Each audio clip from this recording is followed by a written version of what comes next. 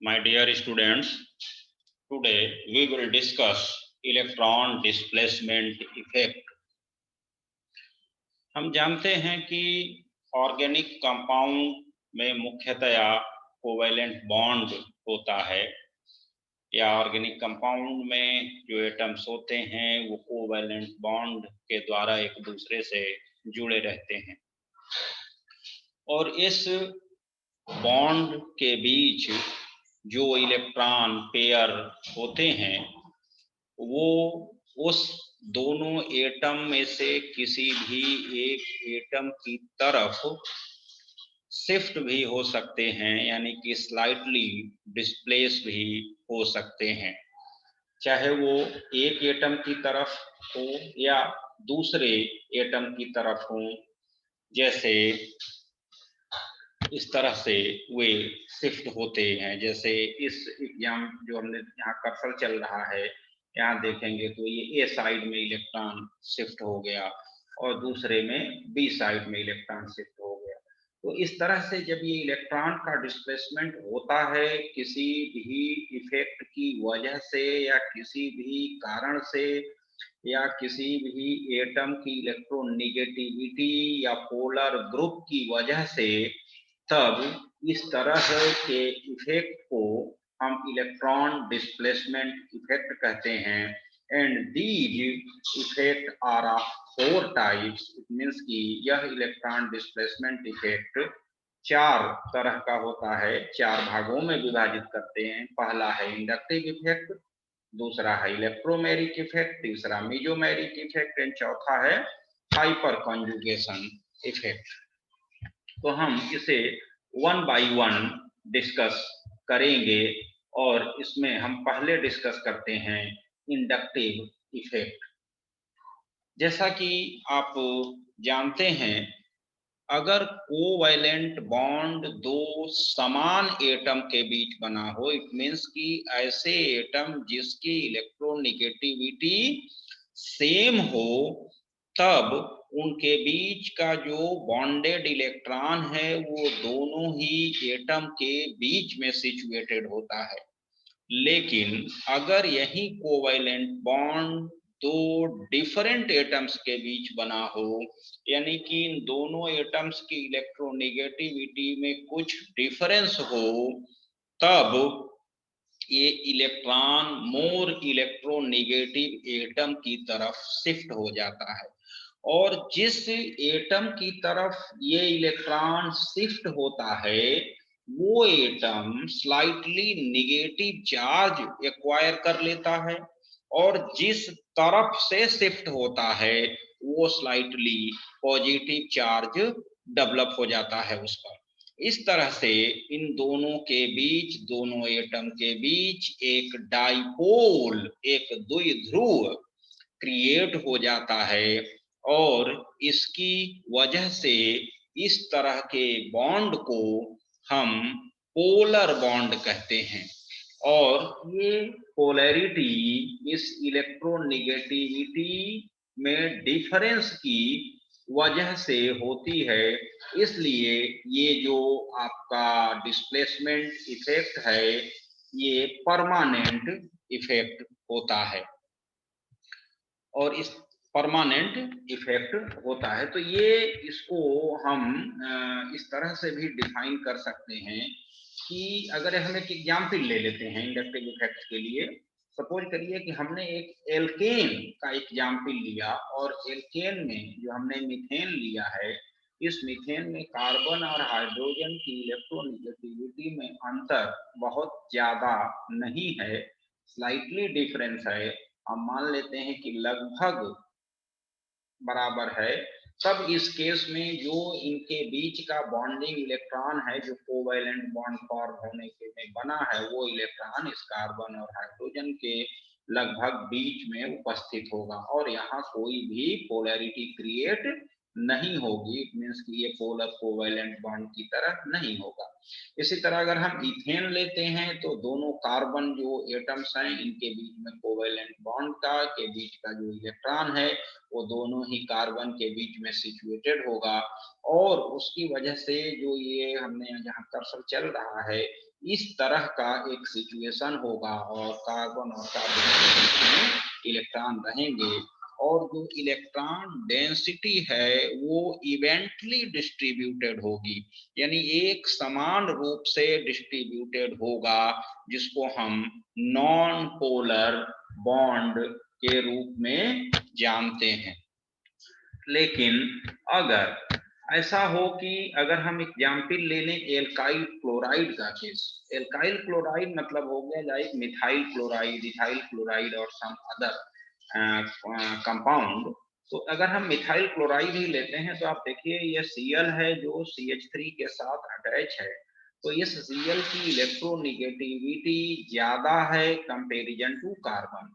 इस वजह से इलेक्ट्रोनिगेटिविटी ज्यादा होने से जो ये बॉन्डेड इलेक्ट्रॉन है वो स्लाइटली शिफ्ट होंगे टुवर्ड्स Cl एटम, और इस वजह से ये Cl atom slightly partial negative charge develop हो जाएगा इस पर या एक्वायर कर लेगा। इसी तरह कार्बन पर स्लाइटली पॉजिटिव चार्ज यहाँ पर आ जाता है, और इसकी वजह से ये इलेक्ट्रॉन जो है वो Cl एटम की तरफ डिस्प्लेस्ड दिखता है, और इसी डिस्प्लेसमेंट की वजह से ये पोलर बॉन्ड कहलाता है या पोलरिटी क्रिएट हो जाती है। यहाँ देखिए जहाँ कर्सर चल रहा है Cl एटम का वॉल्यूम भी बड़ा है, इसकी जो इलेक्ट्रोनिगेटिविटी भी बड़ी है, इसलिए जो ये बॉन्ड है आपका वॉल्यूम इसका ज्यादा है और कार्बन का कम है।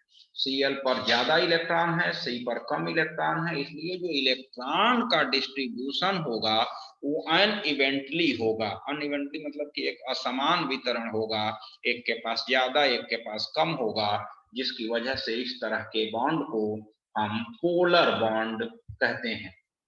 और ये जो नॉन पोलर या पोलर बॉन्ड हैं उसकी वजह से ही, पोलरिटी की वजह से ही इंडक्टिव इफेक्ट इंट्रोड्यूस होता है।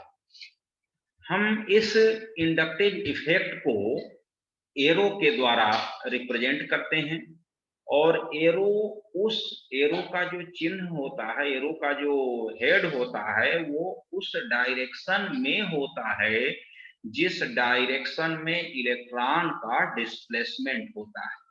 तो यहाँ पर जो ये है आपका Cl एटम है और इसके थ्रू 3 कार्बन की चेन है, तो इसमें Cl की इलेक्ट्रोनिगेटिविटी ज्यादा होने की वजह से C1 और Cl के बीच का इलेक्ट्रॉन Cl एटम की तरफ डिस्प्लेस हो जाएगा। इसी तरह C1 और C2 के बीच का भी इलेक्ट्रॉन थोड़ा सा C1 की तरफ, और C3 और C2 के बीच का इलेक्ट्रॉन थोड़ा सा C2 की तरफ शिफ्ट हो जाएगा।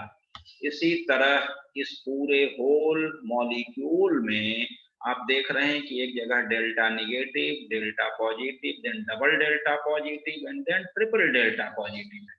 तो जैसे जैसे Cl से दूरी बढ़ती जाती है कार्बन एटम की, वैसे वैसे इंडक्टिव इफेक्ट का प्रभाव, यानी कि Cl की इलेक्ट्रोनिगेटिविटी का प्रभाव कम होता जाता है, और कम होने की वजह से 3 कार्बन के बाद वैसे नेग्लिजिबल मान लिया जाता है। तो इस तरह से इंडक्टिव इफेक्ट जो है उस चेन में पोलर कोवैलेंट बॉन्ड से, अगर हम कार्बन की बात करें तो दूरी बढ़ने के साथ साथ घटती है। अब इसी तरह हम आते हैं जिसमें कि इस जहां ये डेल्टा निगेटिव है इसको हम -I इफेक्ट के टर्म में डिफाइन करते हैं। और अगर मान लेते हैं कि जो कार्बन चेन है उसके अंत में एक ऐसा एटम है जो इलेक्ट्रोपॉजिटिव है, जो इलेक्ट्रॉन को रिपेल करता है, हमने हाइड्रोजन के रूप में लिया है, तो ये इलेक्ट्रॉन को इनवर्ट साइड में रिपेल करेगा, और हाइड्रोजन और C1 के बीच का जो इलेक्ट्रॉन है वो थोड़ा सा कार्बन की तरफ शिफ्ट होगा, C1 की तरफ। C1 और C2 के बीच का इलेक्ट्रॉन इसके रिपेलिंग की वजह से C2 की तरफ, और C2 और C3 की तरफ का C3 की तरफ शिफ्ट होगा। इस तरह हाइड्रोजन पर प्लस चार्ज स्लाइटली और बाकी पर इस तरह delta negative, double delta negative and triple delta negative के टर्म में डेवलप हो जाएगा या दिखाई देगा। तो इस तरह से इस पोलर कोवैलेंट बॉन्ड की कार्बन चेन में उपस्थित पोलर कोवैलेंट बॉन्ड की वजह से जो इलेक्ट्रॉन का डिस्प्लेसमेंट होता है उसको हम इंडक्टिव इफेक्ट के रूप में जानते हैं। और यह 2 या 3 कार्बन के बाद इसका प्रभाव कम होने लगता है या समाप्त हो जाता है। अगर हम इसको परिभाषित करें कि इसको क्या परिभाषा होगी इंडक्टिव इफेक्ट की, तो हमें इस तरह से हम परिभाषित कर सकते हैं कि the displacement of bonded electron along the chain of carbon atom is due to the presence of polar covalent bond at the end of carbon chain is called inductive effect। यानी कि एक लॉन्ग चेन ऑर्गेनिक कंपाउंड के अंत में उपस्थित polar covalent bond की वजह से सिग्मा इलेक्ट्रॉन का डिस्प्लेसमेंट इंडक्टिव इफेक्ट कहलाता है। ये जो आपका इंडक्टिव इफेक्ट है, ये इंडक्टिव इफेक्ट कितने तरह का होता है ये डिपेंड करता है कि उस चेन के अंत में जो ग्रुप लगे हैं वो किस तरह के ग्रुप हैं। अगर उसमें इलेक्ट्रॉन विड्रॉ करने वाले यानी कि मोर इलेक्ट्रोनेगेटिव एलिमेंट्स उस कार्बन चेन के अंत में प्रेजेंट है तो वो इलेक्ट्रॉन को अपनी तरफ अट्रैक्ट करेगा और इलेक्ट्रॉन जब अपनी तरफ अट्रैक्ट करेगा तब उस पर निगेटिव चार्ज डेवलप हो जाएगा। सो इसी के बेसिस पर हम निगेटिव चार्ज यानी कि निगेटिव आई इफेक्ट और या H पर positive charge electron repelling capacity की वजह से, तो इसको हम प्लस आई इफेक्ट में डिफाइन करते हैं। It means कि the inductive effect is classified into minus I effect and plus I effect, which depends upon the electron withdrawing or electron donating atom or groups attached with carbon chain। तो यह दो भागों में define हम करते हैं, minus I और plus I. Actually what is minus I? Minus I में the group of hetero atom like oxygen, nitrogen, chlorine, bromine इत्यादि etc. are showing minus I effect is due to the greater electronegativity of these groups as compared to carbon। जो hetero atoms हैं उनकी electronegativity carbon की अपेक्षा ज्यादा है, इस वजह से वो बॉन्डिंग इलेक्ट्रॉन को अपनी तरफ अट्रैक्ट करते हैं और माइनस आई इफेक्ट शो करते हैं।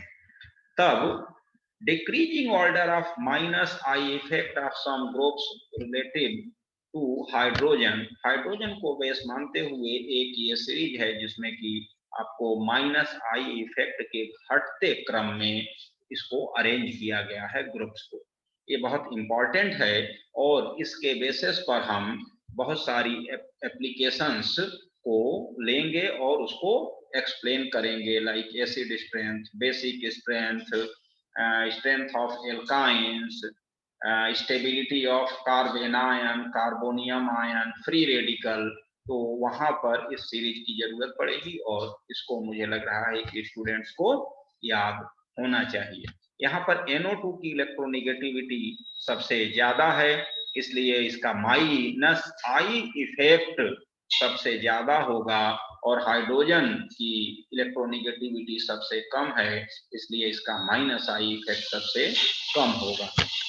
इसी तरह हम प्लस आई इफेक्ट को एक्सप्लेन कर सकते हैं। प्लस आई इफेक्ट मीन्स कि the plus I effect of following groups is due two electron donating nature of alkyl group. Alkyl group के इलेक्ट्रॉन देने या डोनेट करने की प्रवृत्ति के आधार पर उसको हम प्लस आई इफेक्ट कहते हैं। Decreasing order of plus I effect of some alkyl groups related to hydrogen, hydrogen को आधार मानते हुए कुछ ग्रुप्स को उसके प्लस आई इफेक्ट के घटते क्रम में अरेंज किया गया है, और वो ये है ड्यूटेरियम सबसे ज्यादा इसका प्लस आई इफेक्ट होगा टर्सरी ब्यूटाइल का, देन उससे कम होगा आइसोप्रोपाइल का, और उससे कम होगा normal propyl, then ethyl, then methyl, then deuterium और हाइड्रोजन। ये इस तरह की सीरीज होगी। इसमें सबसे ज्यादा प्लस आई इफेक्ट यानी कि electron donating capacity tertiary butyl की होगी, क्योंकि इसका साइज बड़ा होगा, इसमें कार्बन की संख्या ज्यादा होगी, और हाइड्रोजन की सबसे कम होगी। एक चीज और हम यहाँ डिस्कस करना चाहेंगे कि ड्यूटेरियम और हाइड्रोजन दोनों ही आइसोटोप्स हैं हाइड्रोजन के, बावजूद ड्यूटेरियम की इलेक्ट्रॉन डोनेटिंग कैपेसिटी ज्यादा है और हाइड्रोजन की कम है, या यूं कहें कि ड्यूटेरियम का plus I effect producing capacity ज्यादा है और हाइड्रोजन की कम है। ऐसा क्यों? ऐसा इसलिए कि larger atomic radius of deuterium makes it more electropositive than hydrogen। इसका जो साइज है ड्यूटेरियम का वो हाइड्रोजन से ज्यादा है। इट मीन्स कि न्यूक्लियस और आउटर मोस्ट इलेक्ट्रॉन के बीच का डिस्टेंस ज्यादा है, इस वजह से हाइड्रोजन की अपेक्षा ड्यूटेरियम इलेक्ट्रोपॉजिटिव एलिमेंट्स की तरह बिहेव करता है। Thanks to you.